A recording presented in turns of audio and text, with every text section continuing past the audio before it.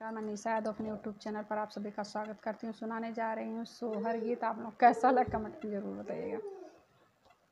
अरे अरे काला भंवरवा तू हरि जी से कहिया नाओ, भंवरा टप टप चुगला मकनवा घर के चली आवे, घर के चली आवे नाओ।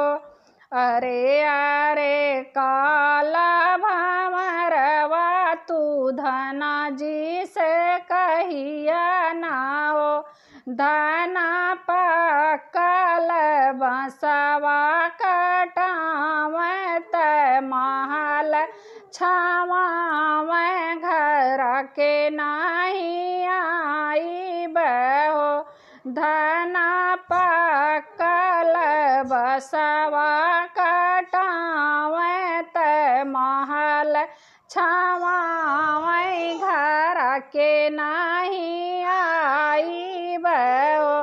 अरे अरे काला भंवरवा तू हरि जी से कहिया नाओ, भंवरा बाबुल के कपड़ा के साधी घर के चली आवे, घर के चली आवे ओ।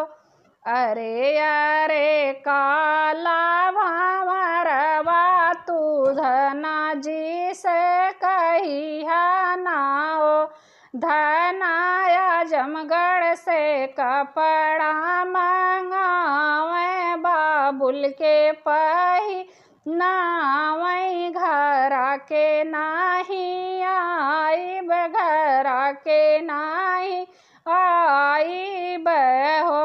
अरे अरे काला भंवरवा तू हरि जी से कहिया नाओ, हरि जी।